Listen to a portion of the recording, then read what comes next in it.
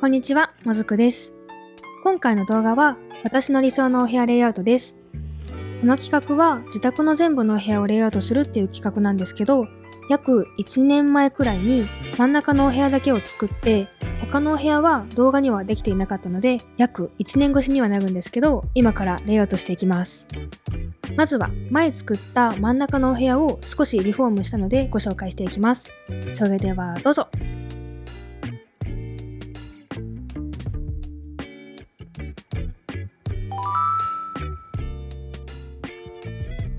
エントランスの部分はそんなに変わっていないんですけど、仕切り壁裏のリビングスペースが変わりました。前作ったレイアウトだと少し写真映えしなかったので、写真を撮りやすい家具の配置に変えています。では、その他のお部屋もこのメインのお部屋と統一感を持たせて作っていきます。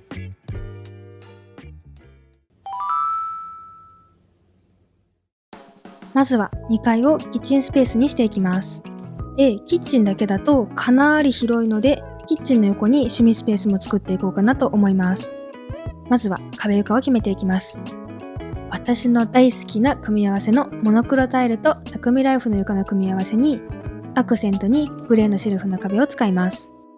で、次は間取りを決めていくんですけど、今回したい形があって、キッチンが壁に埋め込まれているみたいな形にしたくて、柱と仕切り壁を使ってキッチンを置く場所を囲います。で、柱の間に置くキッチン家具はなるべくマス目いっぱいいっぱい大きい家具を置いてぴったりはまるようにします。で、仕切り壁には何も飾らないので、お決まりの換気扇代わりの飛び出るエアコンを飾って、壁の上の方に壁掛けスマートスポットライトを飾って雰囲気を出します。これでキッチン部分は完成したので、次は手前にダイニングスペースを作っていきます。写真を撮るときに正面からでも斜めからでも写真映えするようにしたいので、壁沿いに仕切りカウンターと柱を並べます。カウンターの上の両端には卓上スピーカーを置いて音楽を流します。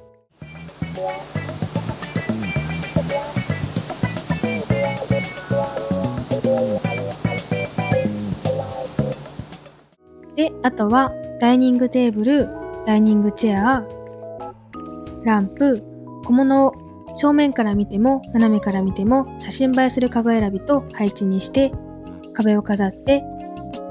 これでキッチンスペースは完成です。次は趣味スペースを作っていきます。間取りは中に入れなくても外側からちらっと見えるくらいでいいかなと思ったので、仕切り壁とカーテンのパーテーションを使ってお部屋を分けます。で、何の趣味スペースにするかというと、DJ ブースを並べて音楽を楽しむ場所にします。なので壁にはお部屋の色味に合うレコードを飾ります。で、このままだと同じ場所に同じ色が固まってしまっているので、キッチンスペースにも同じ色を置いて色のバランスを取ります。で、さらにより音楽を楽しめるようにするために、テーブルとヘッドホン、アートなチェア、スイッチとホーローランプを飾って、これで趣味スペースは完成です。次は手前のスペースを埋めていきます。この場所はすごく目立たせたいわけではないので、シンプルにダイナーなカウンターテーブルとエレガントなランプを飾って、色のバランスを取るためにはしごに見立てたネオン管を飾ります。で、最後に入り口側の壁に母のアートを飾って、これで2階は完成です。次は1階左側 6×6 のお部屋をバスルームにしていきます。で、全部屋統一感を出したいときに壁床はどちらかだけを同じものを使って統一感を出すようにしているので、今回はモノクロタイルの壁をもう1回使って、あとはテントの床、アクセントにオカリスタマイデザインの鏡をすりガラスっぽく見立てます。次は間取りを決めていくんですけど、まず仕切り壁を置いてすりガラスの面積を減らして大理石の柱を並べてシャワールームを作ります。で、左側の壁はアクセントウォールを使えないので蓄光ウォールステッカーを使ってすりガラスを作ります。さらにタイルの前デザインをシャワールームに貼ってお風呂セットを飾ったらこれでシャワールームは完成です。次は右奥にあるくぼみを生かしてランドリースペースを作ります。仕切りカウンターとテーブル、チェアを置いて洗濯に関する小物を置きます。で、さらに換気扇に見立てたエアコンとアイアンウォークランプを配置して、まだシャワールームにランプを配置していなかったので裸電球を飾ります。次は脱衣所と洗面所を作ります。まずはシャワールームの前に高さがあって重厚感のある家具を置いて密度を出します。壁沿いには洗面台代わりにスロープシンクと鏡にリメイクした額縁ポスター、セントラルヒーティングを配置して、これで脱衣所と洗面所は完成です。で、もう少し密度を出したいんですけど、手前側に家具を置いてしまうと後ろのスペースが見えなくなってしまうので、入ってすぐのところだけに家具を置いて、あとはバスマットを並べてメリハリをつけます。最後に入り口周りにスイッチとウォールクロック、お部屋の真ん中にシーリングファンを配置して、これでこのお部屋は完成です。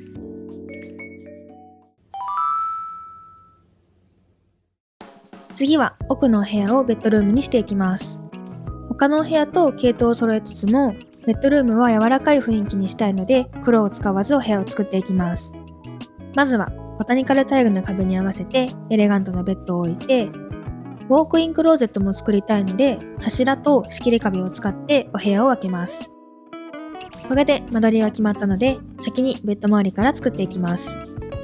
で、エレガントすぎる感じにしたくないので最近ハマっているダイナーなウォールクロックを使って調整して、左の壁にはセントラルヒーティング、天井には丸いシャンデリアを配置します。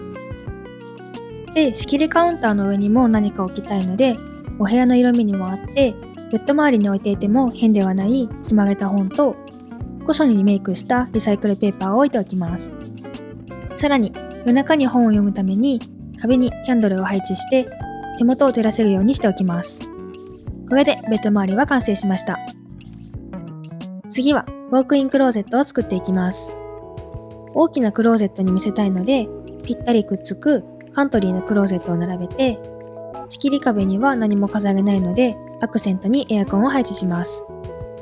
さらにもう少し閉鎖感が欲しいので天井にドレープを配置して、床にはベッドのシーツと合わせて茶色いシンプルマットを敷いてメリハリをつけます。これでお部屋の後ろ側は完成したので、次は手前側を作っていきます。左手前側にはドレッサー代わりに工作台とクールなチェア、メイクボックスに見立てて木製のオルゴールを置きます。さらにドレッサーっぽくするために鏡にリメイクしたホーロー看板とダイナーのウォールクロックに合わせてネオン管を配置します。これで左手前側は完成しました。次は右手前側を埋めていくんですけど、ここはお部屋の雰囲気と色に合わせた家具を置いて埋めていきます。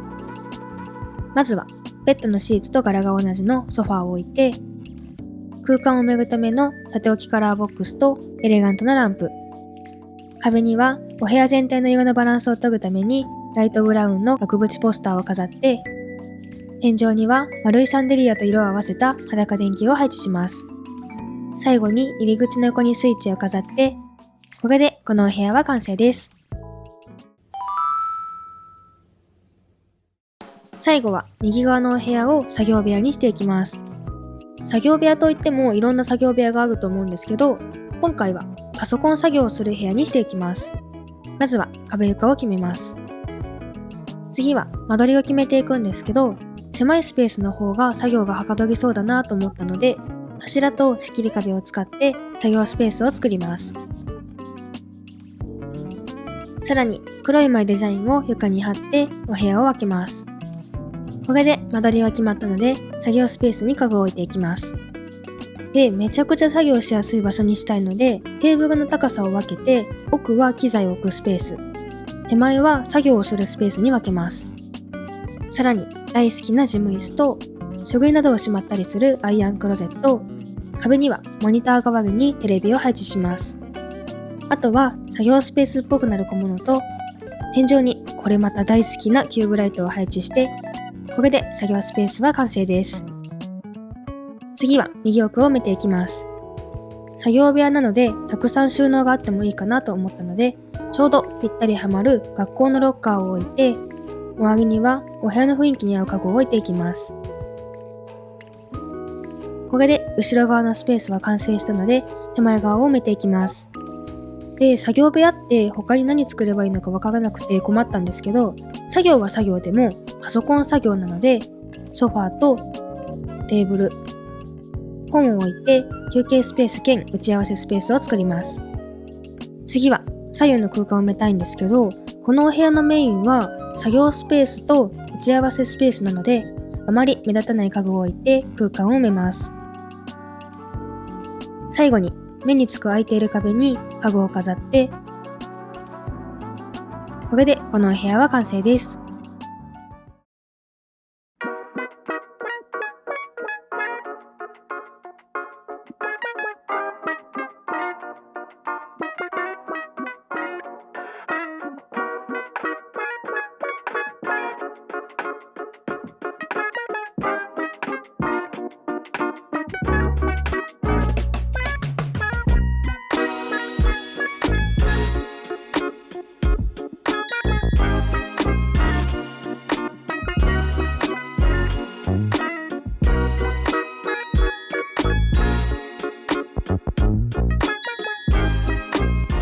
最後まで見ていただきありがとうございました。よければ高評価とチャンネル登録、コメントもたくさんお待ちしております。実写チャンネルの登録もよろしくお願いします。